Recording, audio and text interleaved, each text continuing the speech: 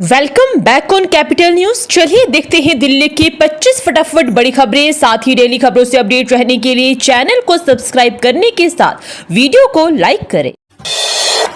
दिल्ली वालों को मिलेंगे 2 नए जिले और 6 sub division. CM Rekha Gupta ने प्रशासनिक सीमाओं के बदलाव वाले प्रस्ताव को दी मंजूरी। दिल्ली वालों को जल्द ही 2 नए जिले और 6 नए सब डिवीजन मिलने वाले हैं। दिल्ली की मुख्यमंत्री रेखा गुप्ता ने शहर की प्रशासनिक सीमाओं को बदलने की शुरुआती मंजूरी दे दी है। इस बड़े बदलाव के बाद दिल्ली में अब 11 की जगह 13 राजस्व जिले होंगे। साथ ही सब डिवीजन की संख्या भी 33 से बढ़कर 39 हो जाएगी। इस कदम का मुख्य मकसद विभागों के बीच बेहतर तालमेल बनाना है। इससे अधिकार क्षेत्र से जुड़ी उलझनें खत्म होंगी। लोगों की शिकायतें भी अब और तेजी से सुनी जा सकेंगी। इस नई योजना के तहत एमसीडी के अलग अलग जोन को राजस्व जिलों के साथ जोड़ा जाएगा। बता दें कि एनडीएमसी और दिल्ली छावनी के इलाकों को नई दिल्ली जिले में शामिल किया जाएगा। राजस्व विभाग ने इस बदलाव के लिए प्रस्ताव बनाना शुरू कर दिया। कैबिनेट और उपराज्यपाल की मंजूरी मिलने के बाद इन नए जिलों को सब डिवीजन को लागू किया जाएगा। दिल्ली में अब लोगों को पानी का नया कनेक्शन लेने के लिए नहीं करना पड़ेगा महीनों इंतजार। प्राइवेट एजेंसियों को सौंपा जाएगा काम। राजधानी दिल्ली में अब पानी के मीटर लगाने के लिए अब लोगों को कई महीनों तक इंतजार करने की जरूरत नहीं है। ऐसा इसलिए कि अब यह प्लान किया जा रहा है कि पानी का मीटर लगाने का काम प्राइवेट एजेंसियों को सौंपा जाए। प्राइवेट एजेंसियों को पानी का मीटर लगाने के नियम कायदे तय करने के लिए जल बोर्ड आईआईटी या पॉलिटेक्निक कॉलेजों के एक्सपर्ट से सुझाव लेगा। बता दें कि मीटर लगाने के अब तक 1 लाख से ज्यादा आवेदन पेंडिंग है। इससे जल बोर्ड को कुल 51 करोड़ रुपए का रेवेन्यू नुकसान हो रहा है। जल मंत्री परवेश साहिब सिंह के अनुसार जल बोर्ड ने मीटर लगाने का काम रजिस्टर्ड प्लम्बर्स को दे रखा है। पहले इनकी संख्या 1000 थी, लेकिन अब 250 प्लम्बर्स ही बचे हैं, जबकि नए मीटर लगाने के आवेदनों की संख्या लाखों में है। दिल्ली में मरीजों को डायलिसिस के लिए नहीं लगाने होंगे अस्पतालों के चक्कर। इन अस्पतालों में लगाई गई मशीनें। राजधानी दिल्ली में अब डायलिसिस के मरीजों को मशीनों की कमी के कारण के लिए इस अस्पताल से उस अस्पताल नहीं भटकना होगा। इसके लिए दिल्ली सरकार ने सेवा पखवाड़े के तहत बड़ा कदम उठाया है। दिल्ली सरकार के स्वास्थ्य मंत्री डॉक्टर पंकज सिंह ने कहा कि सेवा पखवाड़ा 2025 के तहत राजधानी की स्वास्थ्य सेवाओं को मजबूती मिली है। दिल्ली सरकार ने 6 सरकारी अस्पतालों में 150 नई हीमो डायलिसिस यूनिट लगाए हैं। इस पहल से अब रोजाना 1500 से अधिक मरीजों को डायलिसिस मिल सकेगा। मंत्री ने कहा कि बुराड़ी अस्पताल को 55 और जनकपुरी सुपर स्पेशलिटी अस्पताल को 45 मशीनें दी गई है। अम्बेडकर नगर अस्पताल को 25, बाबा साहेब अम्बेडकर अस्पताल को 10, संजय गांधी मेमोरियल को 5 और जग प्रवेश चंद्र अस्पताल को 10 मशीनें मिली। इस विस्तार से दिल्ली के सरकारी अस्पतालों में डायलिसिस मशीनों की कुल संख्या 300 हो गई है। दिल्ली की सीएम रेखा गुप्ता ने राजपूताना राइफल्स रेजिमेंट को दिवाली का तोहफा दिया। दिल्ली की मुख्यमंत्री रेखा गुप्ता ने राजपूताना राइफल्स रेजिमेंट के जवानों की एक मांग पूरी करते हुए कहा कि यह उनकी तरफ से दिवाली का तोहफा है। सीएम रेखा गुप्ता ने रेजिमेंटल सेंटर में 1 फुट ओवर ब्रिज का शिलान्यास किया। बता दें कि दिल्ली की मुख्यमंत्री रेखा गुप्ता ने शनिवार को राजपूताना राइफल्स रेजिमेंटल सेंटर में 1 फुट ओवर ब्रिज का शिलान्यास करते हुए कहा कि यह हमारे बहादुर सैनिकों के लिए दिवाली का तोहफा है। उन्हें पहले बहुत कम ऊंचाई और सड़क के नीचे एक गंदी सुरंग से होकर सड़क पार करने के लिए मजबूर होना पड़ता था। सीएम ने कहा कि जैसे ही राजपूताना राइफल्स की टीम ने हमें इस समस्या के बारे में बताया, हमारी सरकार तुरंत हरकत में आई। सरकार ने फुट ओवर ब्रिज के निर्माण को मंजूरी दे दी थी। दूर से आने वाले मरीजों के लिए राहत की खबर। ईएसआईसी अस्पताल में रात 8 बजे तक चलेगी ओपीडी। जाने नया टाइम टेबल। फरीदाबाद ईएसआईसी अस्पताल प्रबंधन ने दूर से आने वाले मरीजों के लिए राहत भरा फैसला लिया है। अब यहां की ओपीडी रात 8 बजे तक खुली रहेगी। नया आदेश 1 अक्टूबर से लागू होगा। इसके तहत अस्पताल की ओपीडी सुबह 8 बजे से रात 8 बजे के बीच खुली रहेगी। बता दें कि NIT 3 में बने ईएसआईसी मेडिकल कॉलेज में रोजाना लगभग 4500 मरीज इलाज कराने पहुंचते हैं। यहां फिलहाल ओपीडी का समय सुबह 9 बजे से शाम 5 बजे के बीच है। यहां फरीदाबाद, दिल्ली, नोएडा, गाजियाबाद, सोनीपत, पानीपत, रेवाड़ी, पलवल और होडल के बीच मरीज पहुंचते हैं। नोएडा से गुरुग्राम 1 घंटे में नया नमो भारत कॉरिडोर बनेगा। इको चौक से फरीदाबाद ग्रेटर नोएडा होंगे कनेक्ट। जाने पूरी जानकारी। नोएडा से गुरुग्राम आने जाने में लोगों को रोजाना 1.5 से 2 घंटे लगते हैं। पीक ओवर में अगर सड़क पर जाम लग जाए तो हालात बहुत खराब हो जाते हैं। कारों का कई किलोमीटर लंबा जाम देखने को मिलता है। मेट्रो से आवाजाही में भी कम वक्त नहीं लगता। लेकिन अब यह बीती बात होगी, क्योंकि दोनों शहरों के बीच अब बुलेट रफ्तार से ऐसी रैपिड रेल चलने वाली है जिससे 1 घंटे के भीतर आप गुड़गांव पहुंच जाएंगे। बता दें कि नोएडा गुरुग्राम के बीच नवो भारत ट्रेन कॉरिडोर बनने जा रहा है। इससे दोनों शहरों के बीच हाई स्पीड सफर होगा। जैसा अभी दिल्ली से मेरठ नव भारत में देखने को मिल रहा है। दरअसल दिल्ली मेरठ नव भारत ट्रेन कॉरिडोर की कामयाबी के बाद सरकार एनसीआर में कई और रूट पर रैपिड रेल चलाने की तैयारी कर रही है। नोएडा से गुरुग्राम के बीच 65 किलोमीटर लंबा नव भारत कॉरिडोर बनाने का प्रस्ताव है, जिसमें ग्रेटर नोएडा और फरीदाबाद भी कनेक्ट होगा। यह समय और धन की बर्बादी बचाएगा और ट्रैफिक जाम की समस्या दूर करेगा।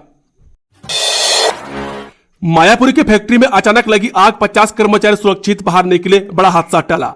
जब पश्चिमी दिल्ली के मायापुरी इलाके में अचानक एक फैक्ट्री में आग लग गई। धुएं का गुबार उड़ते ही आसपास के लोग और फैक्ट्री के कर्मचारी डर के मारे इधर उधर भागने लगे। गनीमत रहे कि इस हादसे में किसी का भी नुकसान नहीं पहुंचा।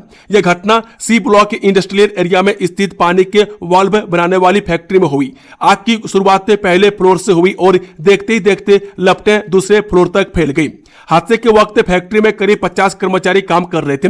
जैसे धुआं दिखा, सभी लोग घबराकर बाहर निकल गए और किसी तरह अपनी जान बचाई। फैक्ट्री से निकलते ही कर्मचारियों ने दमकल और पुलिस को तुरंत सूचित किया। कर्मचारियों की त्वरित प्रतिक्रिया और संयम ने बड़े हादसे को टालने में मदद की। दिल्ली में कारोबारी से 69 लाख की साइबर ठगी, अहमदाबाद से आरोपी गिरफ्तार। दिल्ली पुलिस की साइबर सेल ने एक बड़े ठगी गिरोह का खुलासा किया है। यह गिरोह देश भर में कारोबारियों को फर्जी निवेश का झांसा देकर करोड़ों रुपए हड़प रहा था। पुलिस ने अहमदाबाद से एक आरोपी को गिरफ्तार कर लिया, जबकि बाकी आरोपियों की तलाश जारी है। गिरफ्तार आरोपी के पास से करीब 43 लाख रुपए नगद, एक कार और कई महंगे मोबाइल फोन बरामद किए गए हैं। पुलिस के मुताबिक शिकायत 8 जुलाई 2025 को दर्ज कराई गई थी। दरियागंज स्थित एक कंपनी के बीच ऑपरेटिंग ऑफिसर ने बताया कि जनवरी में महाराष्ट्र के कुछ लोग कंपनी से जुड़े। उन्होंने CSR फंड में निवेश का झांसा देकर दस्तावेज और चेक मांगे। करोड़ों की साइबर ठगी के गैंग का पर्दाफाश, कंबोडिया कनेक्शन कर देगा हैरान, 4 गिरफ्तार। साउथ वेस्ट डिस्ट्रिक्ट की साइबर सेल पुलिस ने बड़ी सफलता हासिल करते हुए एक ऐसे अंतर्राज्यीय साइबर ठग गैंग का पर्दाफाश किया है, जिसका सीधा लिंक कंबोडिया में बैठे फ्रॉडस्टर्स से जुड़ा मिला। इस मामले में पुलिस ने 4 आरोपियों को गिरफ्तार कर लिया, जिनकी पहचान मानिक अग्रवाल, अब्दुल्ला उर्फ लूसीफर, मोहम्मद आमिर उर्फ रॉकी और सान मियां खान के रूप में हुई है। ये सभी यूपी के बुलंदशहर, अलीगढ़ और MP के इंदौर के रहने वाले हैं। पुलिस ने इनके कब्जे से 4 हाईटेक मोबाइल फोन बरामद किए हैं। शुरुआती जांच में सामने आया है कि यह गैंग फर्जी ट्रेडिंग और IPO ऐप्स के जरिए लोगों से करोड़ों की ठगी कर चुका है। दिल्ली वासियों के लिए बड़ी राहत, अगले महीने से पानी के बिलों पर लेट फीस माफ, कैसे मिलेगा फायदा, जाने पूरी जानकारी। दिल्ली में पानी के बिलों से परेशान लोगों के लिए खुशखबरी है। दिल्ली सरकार ने ऐलान किया है कि अगले महीने से पानी के बिलों पर लगने वाली लेट फीस यानी कि विलंब शुल्क में बड़ी छूट दी जाएगी। बता दें कि जल संसाधन मंत्री प्रवेश वर्मा ने शुक्रवार यानी कि 26 सितंबर 2025 को बताया कि दिल्ली जल बोर्ड DJB की बैठक में 11,000 करोड़ रुपए से अधिक की लेट फीस साफ माफ करने का फैसला किया गया। यह छूट घरेलू और सरकारी उपभोक्ताओं के लिए लागू होगी। टोल माफी पर नहीं बनी बात तो हरियाणा, राजस्थान, उत्तर प्रदेश के खापों और किसानों का लिया जा सकता है समर्थन। जब पश्चिमी दिल्ली में UER2 टोल प्लाजा पर दिल्ली के ग्रामीणों से टोल टैक्स हटाने की मांग तेज हो गई है। पालम 360 के प्रधान सुरेंद्र सोलंकी ने कहा कि अगर सरकार ने 1 महीने में कोई समाधान नहीं निकाला तो आंदोलन और तेज होगा। इस मुद्दे पर 26 अक्टूबर को एक महापंचायत भी बुलाई गई है, जिसमें आगे की रणनीति तय की जाएगी। बता दें कि पालम 360 के प्रधान तथा टोल के विरोध में समय समय पर होने वाली महापंचायत के संयोजक सुरेंद्र सोलंकी की अगुवाई में नजफगढ़ में हुई बैठक में विभिन्न गांवों के प्रतिनिधि जुटे। यहां टोल माफी के मुद्दे पर केंद्र सरकार को एक व्यवहारिक समाधान निकालने के लिए 1 महीने का समय देने का फैसला किया है। दिल्ली सरकार 5 स्टार होटलों को करेगी सूचीबद्ध, सरकारी कार्यक्रमों के आयोजनों के लिए बेहतर जगह की तलाश। दिल्ली सरकार राज्य स्तरीय आयोजनों के लिए शहर के 5 स्टार होटलों को सूचीबद्ध करेगी। सामान्य प्रशासन विभाग यानी कि GAD ने इसके लिए आवेदन आमंत्रित किए हैं। यह कदम सरकार को बड़े आयोजनों की योजना बनाने में मदद करेगा। दिल्ली सरकार 2025-26 के बजट में पर्यटन को बढ़ावा देने के लिए अंतर्राष्ट्रीय फिल्म महोत्सव का आयोजन भी करेगी, जिसके लिए 30 करोड़ रुपए आवंटित किए गए हैं। बता दें कि विभाग बिना कोई कारण बताए किसी भी या सभी आवेदनों को अस्वीकार कर सकता है। अधिकारियों ने कहा कि 5 सितारा होटलों के साथ यह समझौता सरकार के बड़े आयोजनों की योजना के लिए उपयोगी साबित होगा। अमित शाह 30 सितंबर को करेंगे ओखला एसटीपी का उद्घाटन, दिल्ली को सीवरेज समस्या से मिलेगी मुक्ति। ये केंद्रीय गृह मंत्री अमित शाह 30 सितंबर को ओखला में एशिया के सबसे बड़े सीवरेज ट्रीटमेंट प्लांट यानी कि एसटीपी का उद्घाटन करेंगे।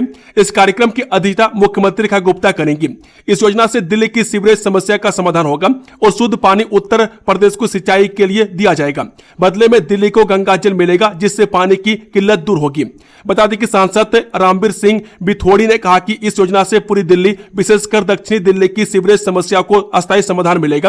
परवेश वर्मा ने बताया कि ट्रीटमेंट प्लांट से शुद्ध किया गया पानी उत्तर प्रदेश को दिया जाएगा, जिसे वहां सिंचाई कार्यों में उपयोग किया जाएगा।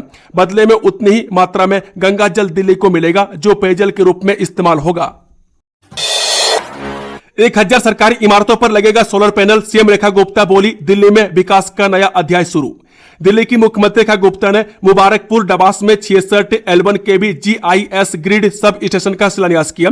नरेला में अग्निशमन केंद्र और रिठाला में सोलर रूफटॉप प्रोजेक्ट का उद्घाटन भी किया गया। सरकार ने 1000 सरकारी इमारतों पर सोलर पैनल लगाने का कार्य शुरू किया है, जिससे 55 मेगावाट स्वच्छ ऊर्जा का उत्पादन होगा। दिल्ली सरकार ऊर्जा उत्पादन और स्वच्छता में सुधार कर रही है। दिल्ली में 17% महंगी होने जा रही बिजली, आर पार के मूड में RWA केस में हो सकती है CAG की एंट्री। दिल्ली की उपभोक्ता निजी बिजली वितरण कंपनी के खिलाफ कानूनी लड़ाई लड़ने की तैयारी में RWA के प्रतिनिधि विद्युत अपीलीय न्यायाधिकरण में अपील करके डिस्कॉम के दावे की कैग से जांच कराने की मांग करेंगे। उनका तर्क है कि दिल्ली विद्युत विनियामक आयोग ने बिना किसी जांच के ही डिस्कॉम के दावे को स्वीकार कर लिया। उपभोक्ता का पक्ष रखने का अवसर नहीं मिला। सुप्रीम कोर्ट ने आदेश के अनुसार दिल्ली की 3 निजी discom BSES Rajdhani power limited, BSES Yamuna power limited और Tata power Delhi distribution limited को 31,502 करोड़ रुपए की नियामक परिसंपत्तियों का भुगतान करना है। इससे दिल्ली में बिजली 70% तक महंगी हो सकती है। दिल्ली में सपा सेंटर चलाने के लिए नए नियम तैयार, MCD ने पास किया प्रस्ताव। दिल्ली में रियासी इलाकों में सपा सेंटर चलाने पर MCD ने सख्ती दिखाई है। निगम ने एक प्रस्ताव पारित किया है, जिसके अनुसार सपा सेंटर केवल शॉपिंग कॉम्प्लेक्स और मॉल जैसे व्यावसायिक स्थानों पर ही चलेंगे। रियासी इलाकों में सपा सेंटर चलने से नागरिकों को परेशानी होती है और देह व्यापार की आशंका रहती है। निगम सदन में अमर कॉलोनी वार्ड से पार्षद शरद कपूर प्रस्तावित और योगेश वर्मा द्वारा अनुमोदित प्रस्ताव में कहा गया है कि निगम की हेल्थ लाइसेंस नीति के अनुसार व्यावसायिक सड़कों, भूमि मिश्रित सड़कों और रिहायशी क्षेत्रों में यह लाइसेंस प्रदान किया जा रहा है। 2 कातिल दोस्त 3000 के मोबाइल चोरी करने पर पीट पीट कर ले ली जान, पुलिस के सवालों में फंसे तो खुला राज। जे अंकुर बिहार कॉलोनी स्थित नसबंदी कॉलोनी समाधि के पास मोहम्मद आदिल की हत्या उसके ही 2 दोस्तों ने की थी। मृतक ने आरोपी अब्दुल का मोबाइल चोरी कर लिया था। इस बात को लेकर वो रंजिश रखने लगा था। अब्दुल ने अपने साथी के साथ मिलकर आदिल का पहले गला दबाया, फिर ईंट से वार कर हत्या की थी। पुलिस ने दोनों आरोपियों को गिरफ्तार कर हत्या का खुलासा किया है। बता दें कि एसपी अंकुर बिहार ज्ञान प्रकाश राय ने बताया कि 17 अगस्त को नसबंदी कॉलोनी के पास अचेत अवस्था में युवक पड़ा हुआ मिला था। युवक को अस्पताल में भर्ती कराया। अस्पताल में युवक को मृत घोषित कर दिया गया था। इसके बाद पुलिस ने युवक की शिनाख्त आदिल निवासी राशिद अली गेट निठोरा गांव मार्ग के रूप में हुई। सोनिया और राहुल गांधी के खिलाफ नेशनल हेराल्ड से जुड़े मनी लॉन्ड्रिंग मामले की सुनवाई टली। दिल्ली के राउज एवेन्यू कोर्ट ने सोनिया गांधी और राहुल गांधी के खिलाफ नेशनल हेराल्ड से जुड़ी मनी लॉन्ड्रिंग के मामले की सुनवाई टाल दी है। बता दें कि स्पेशल जज विशाल गोगने ने मामले की अगली सुनवाई 25 अक्टूबर को करने का आदेश दिया है। बता दें कि ईडी ने 6 सितंबर को नेशनल हेराल्ड से जुड़े मनी लॉन्ड्रिंग के मामले में कोर्ट की ओर से मांगे गए 2 दस्तावेज दाखिल किए थे। कोर्ट ने दोनों दस्तावेजों की सोनिया गांधी, राहुल गांधी समेत प्रस्तावित आरोपियों को उपलब्ध कराने का आदेश दिया था। ईडी ने सुब्रमण्यम स्वामी की ओर से 4 जुलाई 2014 को ईडी के पास दर्ज कराई गई शिकायत की प्रति और 30 जून 2021 के एक दस्तावेज की प्रति दाखिल किया था, जिन्हें कोर्ट ने रिकॉर्ड में लेते हुए इन दस्तावेजों को सभी आरोपियों को उपलब्ध कराने का आदेश दिया। वायुसेना अधिकारी 1 लाखों की ठगी करने वाला गिरफ्तार, दिल्ली पुलिस ने आरोपी को राजस्थान में ढूंढा। दिल्ली पुलिस की दक्षिणी जिला साइबर थाना टीम ने एक बड़ी कार्रवाई करते हुए एयरफोर्स अधिकारी बनकर ठगी करने वाले एक साइबर ठग को राजस्थान से गिरफ्तार कर लिया है। आरोपी खुद को भारतीय वायुसेना का अधिकारी बताकर फर्जी बिल और पत्रों के जरिए लोगों से ठगी करता था। एक अधिकारी ने शनिवार को इस बारे में जानकारी देते हुए बताया कि आरोपी की पहचान राजस्थान के अलवर जिले के निवासी तस्लीम खान के रूप में हुई है, जिसकी उम्र 20 साल है। पुलिस ने उसके पास से अपराध में इस्तेमाल 2 मोबाइल फोन भी बरामद किए हैं। यह संविधान का उल्लंघन है, दिल्ली के स्कूलों में एंट्रेंस टेस्ट के खिलाफ सुप्रीम कोर्ट पहुंचा 11 साल का बच्चा बोला। दिल्ली सरकार के अधीन आने वाले सीएम श्री स्कूलों की एडमिशन पॉलिसी को लेकर 11 साल के एक बच्चे ने सुप्रीम कोर्ट का दरवाजा खटखटाया है। बच्चे ने इन स्कूलों में 6वीं, 7वीं और 8वीं कक्षा में प्रवेश लेने के लिए एडमिशन टेस्ट लेने पर आपत्ति जताई है। उसने इस प्रवेश परीक्षा को संविधान से मिले अधिकारों का उल्लंघन बताते हुए इस बारे में सर्वोच्च न्यायालय से इस प्रवेश परीक्षा को रद्द करने और एडमिशन लॉटरी के जरिए देने से संबंधित निर्देश देने की मांग की गई है। साथ ही इस याचिका में याचिकाकर्ता बच्चे ने हाईकोर्ट जाने की बजाय सीधे सुप्रीम कोर्ट में आने की वजह भी बताई है। फ्री लाइफ टाइम कार्ड लेने के चक्कर में महिला ने लाखों गंवाए, दिल्ली में यह क्या चल रहा है।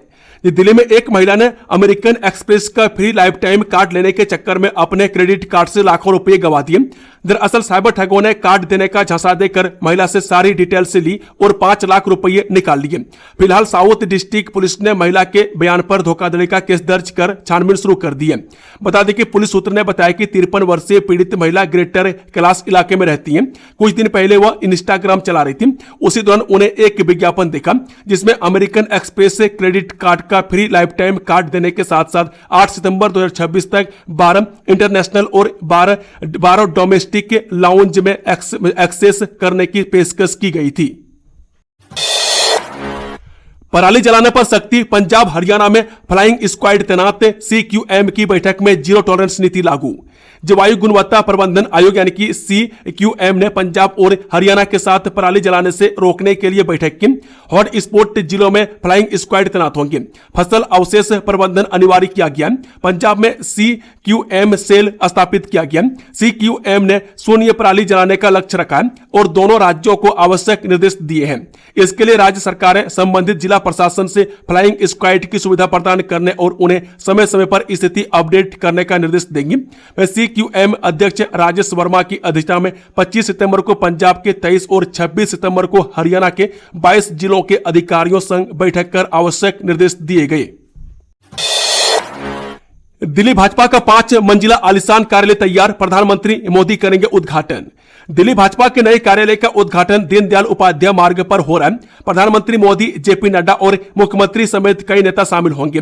भवन जून 2023 में बनना शुरू हुआ था और अब पूरा हो गया। 5 मंजिला भवन में आधुनिक सुविधाएं हैं जिसमें पार्किंग, कॉन्फ्रेंस रूम और सभागार शामिल हैं। सुरक्षा के लिए CCTV कैमरे भी लगाए गए हैं। बता दें कि इस समय प्रदेश भाजपा कार्यालय पंडित पंत मार्ग पर स्थित है। में DDU मार्ग पर जून 2023 में कार्यालय के लिए नए भवन का निर्माण कार्य शुरू हुआ था। इसका निर्माण कार्य पूरा हो गया है। दिल्ली के मंगलपुरी में छात्र की पीट कर हत्या, 7 नाबालिग आरोपी हिरासत में लिए गए। दिल्ली के मंगलपुरी इलाके में अन्य नाबालिगों के साथ हुई झड़प में एक नाबालिग की मौत के बाद दिल्ली पुलिस ने मामला दर्ज कर लिया। अधिकारियों ने बताया कि इस मामले में 7 छात्रों को गिरफ्तार कर लिया गया। जानकारी के सामने आने के बाद स्कूल छुट्टी होने के बाद स्कूली छात्रों के बीच झड़प हुई थी। कुछ छात्रों ने मिलकर एक छात्र को बुरी तरह से पीटा था, इससे वह गंभीर रूप से घायल हो गया। बाद में छात्र को अस्पताल ले जाया गया, जहां डॉक्टर ने उसे मृत घोषित कर दिया। मृतक और आरोपी दोनों अलग अलग स्कूलों में पढ़ाई करते थे। इस मामले में पुलिस अधिकारियों ने कहा कि छात्र का शुक्रवार सुबह आरोपी से झगड़ा हुआ था। बाद में आरोपी ने कुछ लड़कों के साथ मिलकर उसकी पिटाई की थी। बाहरी दिल्ली के DCB ने पुष्टि की है कि मामले में 7 नाबालिगों को गिरफ्तार कर लिया गया है। सोनम वांगचुक के पाकिस्तान से कनेक्शन, लद्दाख के DGP बोले हमारे पास इसका रिकॉर्ड है। लद्दाख के DGP SD सिंह जामवाल ने पर्यावरणविद सोनम वांगचुक के पाकिस्तान से संबंध होने का आरोप लगाया है। साथ ही उन्होंने पड़ोसी देशों की उनकी यात्राओं पर सवाल उठाए। लद्दाख में हिंसा भड़काने के आरोप में पुलिस शुक्रवार को उन्हें राष्ट्रीय सुरक्षा अधिनियम के तहत गिरफ्तार कर लिया है। बता दें कि वांगचू की गिरफ्तारी के बाद शनिवार को लेह में प्रेस कॉन्फ्रेंस को संबोधित करते हुए डीजीपी जामवाल ने कहा कि पुलिस ने एक पाकिस्तानी पीआईओ यानी कि पाकिस्तानी इंटेलिजेंस ऑफिसर को गिरफ्तार किया जो वांगचू के संपर्क में था। उन्होंने कहा कि हमारे पास इसका रिकॉर्ड है। सोनम वांगचू पाकिस्तान में डॉन के एक कार्यक्रम में शामिल हुए थे। उन्होंने बांग्लादेश का भी दौरा किया था, इसलिए उन पर बड़ा सवालिया निशाना है। जांच की जा रही है। दोस्तों, खबरों का सिलसिला समाप्त हो रहा है। अगर खबरें पसंद आई तो वीडियो को लाइक शेयर, चैनल को सब्सक्राइब जरूर से जरूर कर लें। Thank you, all the best. जय हिंद, वंदे मातरम।